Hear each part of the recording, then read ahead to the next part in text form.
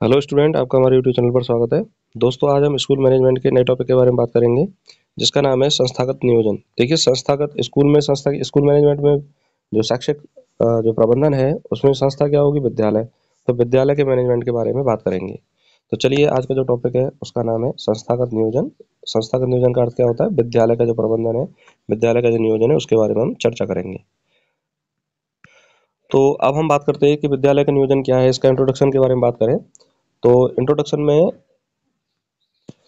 संस्थागत नियोजन की अवधारणा सर्वप्रथम 1952-53 में गठित मुदालियर आयोग या माध्यमिक शिक्षा आयोग के द्वारा प्रस्तुत की गई। तो अगर आपसे क्वेश्चन पूछा जाए कि संस्थागत नियोजन की जो अवधारणा है वो कब प्रस्तुत की गई या किसके द्वारा प्रस्तुत की गई, तो मुदालियर आयोग के द्वारा प्रस्तुत की गई। और मुदालियर आयोग को क्या कहा जाता है? माध्यमिक शिक्षा आयोग कहा जाता है। और मुदालियर आयोग का ये सन पूछा जाता है कि कब आया था मुदालियर आयोग। तो मुदालियर आयोग का गठन हुआ था 1952-53 में।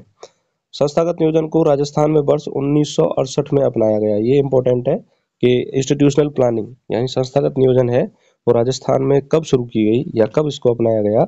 इसको अपनाया गया 1968 में। अगर हम बात करें कि आरटीई 2009 के अंतर्गत संस्थागत नियोजन की बात कहाँ की गई है, तो संस्थागत नियोजन का उल्लेख आरटीई 2009 की धारा 22 में की गई है। 22 में आपने पढ़ा है। इसकी पूरी आरटीई 2009 की क्लास हमने डाली हुई है, उसको जरूर देखें। धारा 22 में बताया गया है विद्यालय विकास की योजना।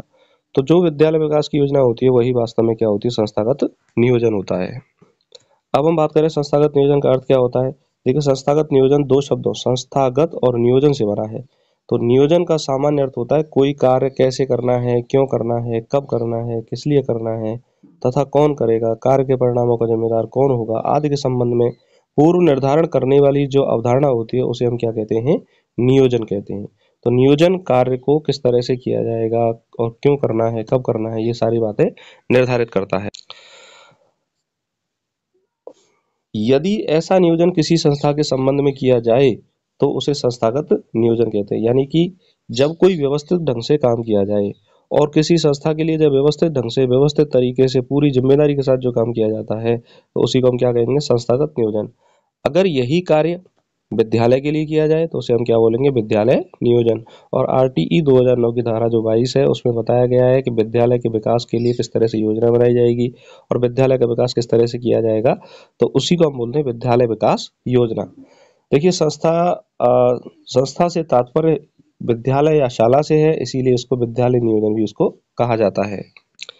अब हम बात करें कि संस्थागत नियोजन को शैक्षणिक सत्र के प्रारंभ होने से पहले शाला प्रधान, मोस्ट इम्पोर्टेंट है, शाला प्रधान द्वारा अल्पकालीन प्रपत्र के रूप में तैयार किया जाता है। इसका अर्थ ये होगा कि भाई मान लीजिए कि कोई भी शैक्षिक सत्र या कोई भी क्लास शुरू हो रही है, तो उस क्लास शुरू होने से पहले ही जो उस स्कूल का प्रिंसिपल होगा, प्रधानाचार्य होगा, वो ये योजना बनाएगा कि हमें पूरे वर्ष भर एक अच्छे ढंग से और किस तरह से हमें विद्यालय को चलाना है, अपनी व्यवस्थाओं को कैसे सुचारू रखना है। तो वही क्या होता है? संस्थागत नियोजन। तो संस्थागत नियोजन की जो विद्यालय में जिम्मेदारी होती है वो किसकी होती है? शाला प्रधान की होती है। अब चलिए संस्थागत नियोजन की कुछ परिभाषाओं के बारे में बात करते हैं। देखिए, फ्रैंकलिन के अनुसार संस्थागत नियोजन शिक्षा की यात्रा में एक सुधार का मील के पत्थर के समान है। यानी सुधार के मील के पत्थर के समान है। तो फ्रैंकलिन ने संस्थागत नियोजन को मील का पत्थर माना है, सुधार का मील का पत्थर माना है। इसको आप याद रखें। फ्रैंकलिन ने संस्थागत नियोजन को सुधार का माना है, मील का पत्थर। आगे हम बात करें मैसी के अनुसार संस्थागत नियोजन एक ऐसी प्रक्रिया है जिसमें प्रबंधनकर्ता उपलब्ध संसाधनों के वैकल्पिक उपयोग के बारे में अनुमान लगाता है। तो संस्थागत नियोजन में वैकल्पिक उपयोग किया जाता है कि भाई कोई भी यदि प्रबंधन करना है, हमें किसी भी कार्य का प्रबंधन करना है, तो उसके लिए वैकल्पिक व्यवस्था क्या हो सकती है और वह कौन सा संसाधन हो सकता है जिसमें कम खर्चा आए। तो वही वास्तव में क्या है? संस्थागत नियोजन है। और इस अवधारणा को किसने दिया है? मैसी ने दिया है। तो दो परिभाषाएं हैं, इंपॉर्टेंट है, इनको आप याद रखें, यहाँ से क्वेश्चन पूछा जा सकता है। अब हम बात करते हैं संस्थागत नियोजन की आवश्यकता क्या है और इसका महत्व क्या है। देखिए, शिक्षा योजना को सही दिशा प्रदान करने के लिए संस्थागत नियोजन जरूरी है। बिल्कुल सही बात है। विद्यालय में आपने देखा है, स्कूल में कि अलग अलग कालांश बटे हुए हैं और अलग अलग विषय को कौन कौन से टीचर पढ़ाएगा, किस तरीके से पढ़ाना है और किस तरीके से पहला टेस्ट, दूसरा टेस्ट, तीसरा टेस्ट होता है, अर्धवार्षिक परीक्षा होता है, यहाँ तक हमें सिलेबस खत्म कराना है। तो संस्थागत नियोजन ही वास्तव में एक सही दिशा प्रदान करता है कि हम शिक्षा के उद्देश्यों को, शिक्षा के लक्ष्यों को किस तरह से अच्छे ढंग से प्राप्त कर सकते हैं। उपलब्ध संसाधनों का अनुकूलतम उपयोग करके अधिकतम लाभ प्राप्त करना ही संस्थागत नियोजन का क्या होता है, महत्व होता है। और मानवीय संसाधनों की कार्य क्षमता को बढ़ावा दिया जाना, यानी मानवीय संसाधनों की कार्य क्षमता को किस तरह से बढ़ावा दिया जा सकता है, उसे ही हम क्या बोलेंगे, संस्थागत नियोजन बोलेंगे। कि उपलब्ध जो भी कर्मचारी हैं उस संस्थागत नियोजन में या उस विद्यालय में जो भी लोग काम कर रहे हैं, यदि वो उचित ढंग से सभी कार्य अच्छे ढंग से करते हैं तो संस्थागत नियोजन जो होता है वो सफल होता है और शिक्षा के लक्ष्यों को हम आसानी से प्राप्त कर पाते हैं। शैक्षिक क्षेत्र में गुणात्मक सुधार के लिए संस्थागत नियोजन जरूरी है। सह शैक्षिक गतिविधियों का प्रभावी नियोजन करना। सह शैक्षिक गतिविधियों से अर्थ होता है प्रार्थनाएं हैं, खेल कूद है, बाल सभा है, नैतिक शिक्षा का ज्ञान है। तो इन सभी को भी संस्थागत, उनके लिए एक कालांश दिया जाता है, एक नियमित व्यवस्थाएं दी जाती हैं। तो उसी प्रक्रिया में, उस प्रक्रिया को निर्धारण करने में कौन सा योगी होता है, संस्थागत नियोजन।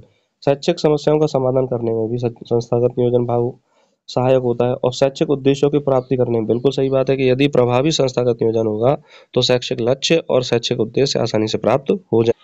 अब हम बात करते हैं संस्थागत नियोजन के क्षेत्र कौन कौन से होते हैं। देखिए, राजस्थान में शिक्षा विभाग द्वारा जारी निर्देशों के अनुसार, जो शिक्षा विभाग, उन निर्देशों के अनुसार प्रत्येक विद्यालय में शाला प्रधान द्वारा एक निर्धारित प्रारूप में प्रतिवर्ष 15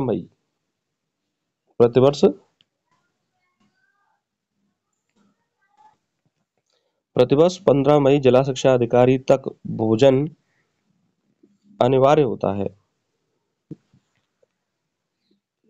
भेजना अनिवार्य होता है। देखिए, जो शाला प्रधान द्वारा एक निर्धारित प्रारूप में 15 मई तक जो संस्थागत नियोजन की जो योजना चलाई गई है, उस योजना को 15 मई तक भेजना अनिवार्य होता है। और इस प्रारूप में 4 क्षेत्रों को शामिल किया जाता है। तो संस्थागत नियोजन के अंतर्गत कितने क्षेत्र होते हैं, 4 क्षेत्र होते हैं। 4 क्षेत्रों को उस योजना के अंतर्गत शामिल किया जाता है। शाला प्रधान द्वारा जिला शिक्षा अधिकारी डीईओ को भेजा जाता है प्रत्येक वर्ष 15 मई को। वो 4 क्षेत्र कौन कौन से होते हैं, शैक्षिक क्षेत्र, सह शैक्षिक क्षेत्र, भौतिक क्षेत्र और विविध क्षेत्र। तो संस्थागत नियोजन के जो 4 क्षेत्र हैं वह हैं शैक्षिक क्षेत्र, सह शैक्षिक क्षेत्र, भौतिक क्षेत्र और विविध क्षेत्र। संस्थागत नियोजन के 4 क्षेत्र होते हैं। अब हम बात करें शैक्षिक क्षेत्र क्या होता है। देखिए, विद्यालय में शैक्षिक गतिविधियों के संख्यात्मक गुणात्मक सुधार पर बल दिया जाता है। शैक्षिक क्षेत्र के अंतर्गत निम्न सुधार किए जाते हैं। अध्यापक दैनिक डायरी, यानी कि अध्यापक को डेली क्लास में क्या लेना है, क्या पढ़ाना है, एक डायरी में नोट किया रहता है, तो वह शैक्षिक क्षेत्र के अंतर्गत आता है। लेसन प्लान से यदि बच्चों को पढ़ाया जाता है तो वह और प्रभावी ढंग से सीख पाता है। शिक्षण सामग्री का प्रभावी उपयोग, कि जो भी शिक्षण सामग्री है, पुस्तकें हैं, ब्लैक बोर्ड है और अन्य जो शिक्षक सामग्रियां हैं, उनके प्रभावी उपयोग पर बल दिया जाता है।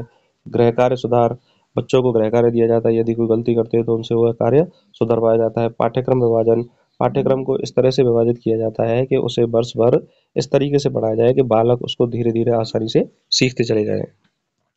और विषय समिति, यानी विषयों से संबंधित समितियों का निर्माण किया जाता है। वर्तनी सुधार, बालक अच्छे ढंग से पढ़ें तो उनको किस तरह से वो अच्छे ढंग से बोल पाए तो उस पर बल दिया जाता है। श्रुति लेखन, यानी सुनकर जब बालक लिखते हैं तो इस पर भी बल दिया जाता है कि वो एक सही और शुद्ध जो भाषा है उसको लिख सके। तो इस तरह से शैक्षिक क्षेत्र में सुधार किया जाता है और शैक्षिक क्षेत्र में इनको शामिल किया जाता है। अगला जो क्षेत्र है वह सह शैक्षिक क्षेत्र। विद्यालयों में शैक्षिक गतिविधियों के साथ साथ सह शैक्षिक गतिविधियां का होना भी अनिवार्य है। मतलब पढ़ाई के साथ साथ अन्य चीजों का होना, जैसे खेल कूद का, प्रार्थना सभा का, नैतिक सभा का, बाल सभा का होना बहुत जरूरी होता है। इससे क्या होता है कि शारीरिक, मानसिक, संवेगात्मक और प्रेम समायोजन क्षमता का क्या होता है, बच्चों में विकास।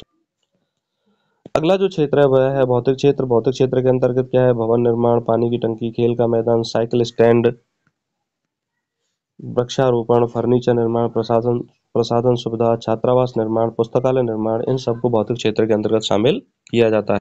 और इसके बाद है विविध क्षेत्र। विविध क्षेत्र में राष्ट्रीय एकता एवं अखंडता को बनाए रखने से संबंधित कार्यक्रमों को संचालित करना, सामाजिक विकास व सामाजिक सुधार से संबंधित कार्यों को संचालित करना, जनसंख्या नियंत्रण और परिवार नियोजन कार्य के लिए जनता को प्रेरित करना, अंधविश्वास, आडंबरों, कुरीतियों को दूर करने के लिए जनता को प्रेरित करना। तो ये सब विविध क्षेत्र के अंतर्गत शामिल हैं, जो संस्थागत नियोजन का क्या है, हिस्सा है, जिसकी रिपोर्ट 15 मई को प्रतिवर्ष शाला प्रधान द्वारा डीईओ को, जिला शिक्षा अधिकारी को भेजी जाती है।